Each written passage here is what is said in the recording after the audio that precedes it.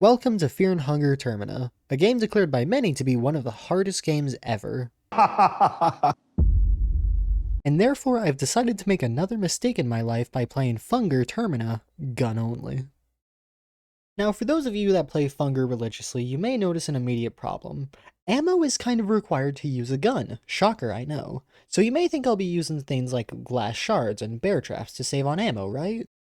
Well, you see, in my household, there are no such things as throwing glass in someone's eyes, no using any sort of trap for stunning enemies, no using any sort of magic to heal or draw attention, or bob and weave. Yes, I also just decided that that is banned.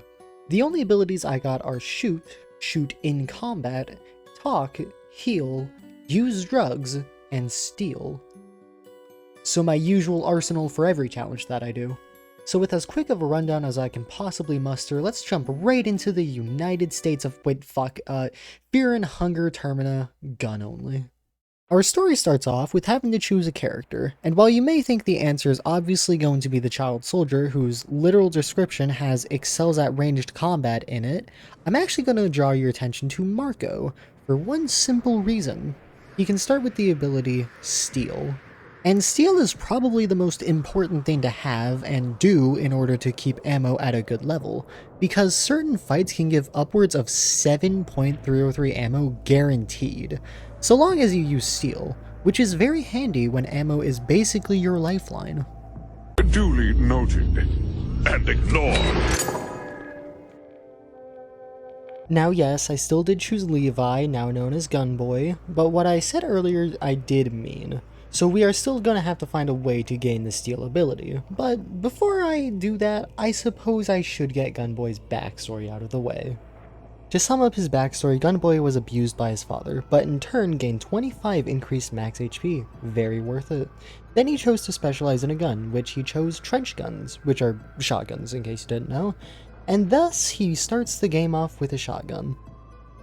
Finally, Gunboy was a child soldier, as you already know.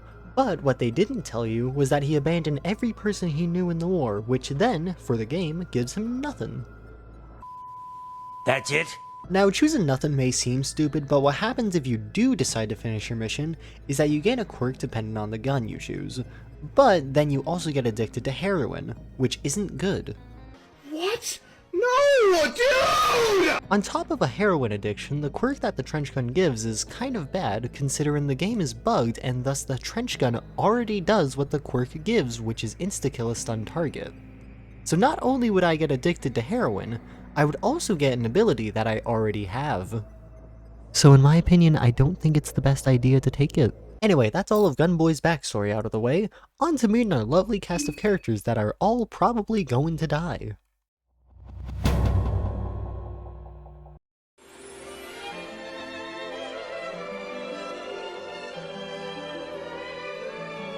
And here we have Henrique? Henrique Firebomber, is that you? Apparently Henrique somehow survived the incident and is now complimenting a character named Abella for their let's just say handiwork. God damn it, Henrique, I thought you were better than this. So yeah, we are getting as far away from Henrique as possible, immediately. And I should say, for those who haven't played this game before, I am using the full screen mod, linked in the description, because I thought it would be fun to try, and let me just say, it took a damn while to get used to it. It's a cool mod, don't get me wrong, just a lot of a bit jarring. Moving into a small town about as civilized as me on a drug binge, I check the barrels and god damn these guys know how to party with their random vodka barrels. But sadly, one bottle of vodka only makes up for about 5% of the alcohol I take per hour. So I ask a person that looks eerily similar to me in real life if they have any loose change for more vodka, and happily they oblige.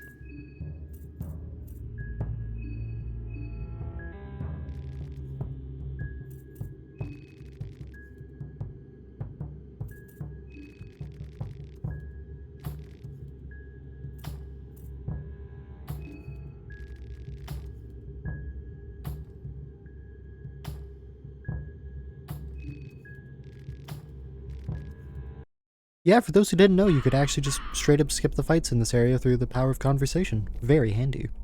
Even though this is just the start of the run, I had a really good feeling about this thanks to my complimentary vodka and beer the villagers gave me, so I go around the area without a care in the world.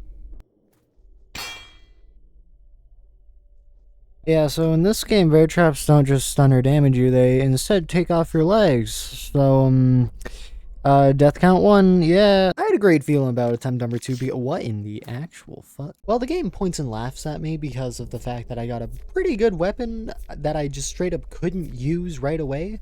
I find a way to laugh back by 1, not cutting my legs off with a bear trap, and 2, finding a small key, which means I get an early rifle with a total of 1 bullets to go with it. Incredible. Moving on from the chair jump scare, we head on over to steal some books from the local mayor, and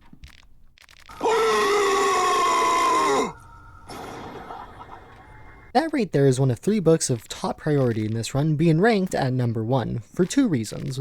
1, later on we can get +5 agility, which is really nice considering what we're going to be doing in the future.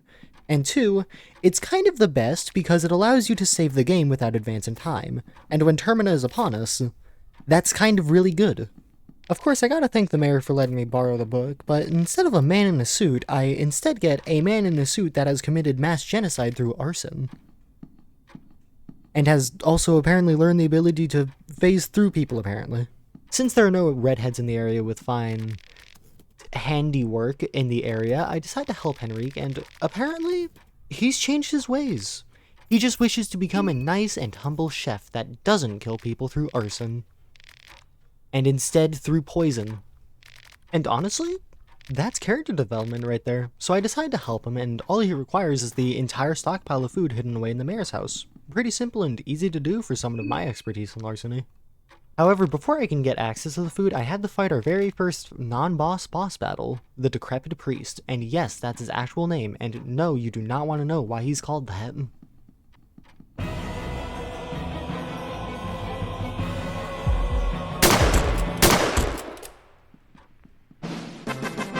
A very difficult fight, but if it means Henrique no longer firebombs people, I consider anything a victory. Also, the reason why I take people's heads in the game is for a very headstrong reason.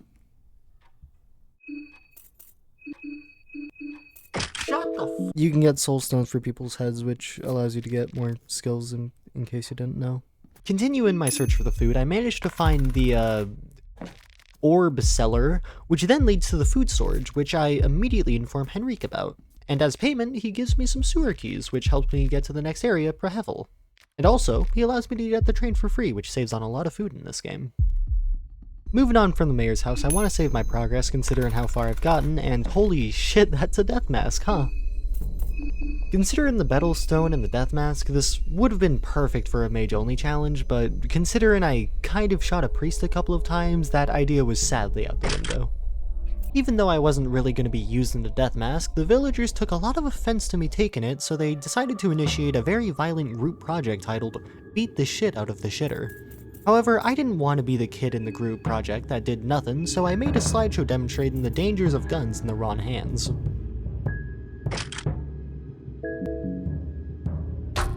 Additionally, here is where I practice my in-combat strategy known as Where Did This Come From?, where I guard until these funny little things turn yellow, in which then I would consume each of them for power, and somehow fire 2 bullets while only using 1.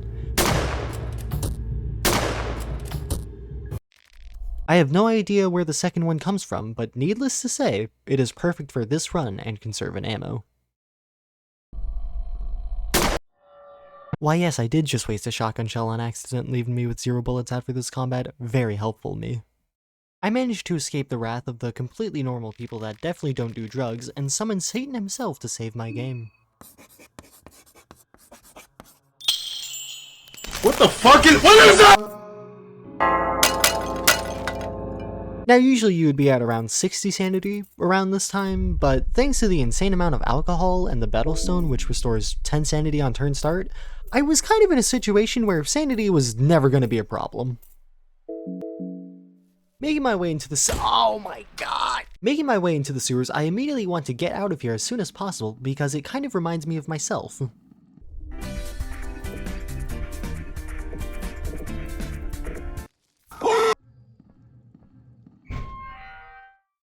Making it to Brehevel is a very big step towards our big goal of completing the game gun only. However, there is one problem with this area. That being, it is swarming with British people, so finding a safe haven is going to be our top priority. Thankfully, my epic gamer prowess allows me to avoid all confrontation with any human whatsoever both in-game and in real life, so I managed to juke the British feds perfectly.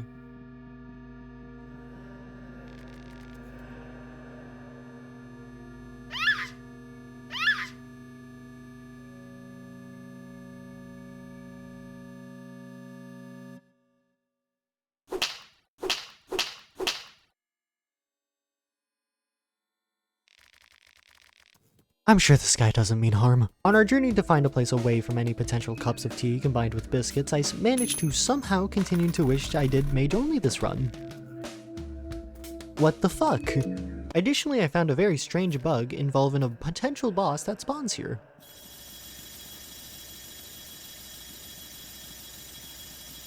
That noise is not supposed to happen. Thankfully, after some praying that the noise doesn't actually spawn the boss, I find some very nice use for the one bullet I got earlier to kill what is called a fecal hound, and yes, it is as disgusting as you would think it is. After a tiny bit more exploration, we find both the safe haven, and the best music in the game, and a very nice resupply on ammo with more guns.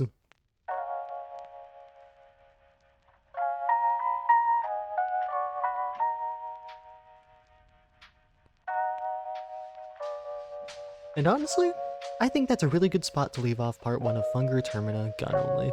Thanks to everyone that watched this video, and yes, I am aware that it was a bit more delayed than intended, but stuff kind of happened.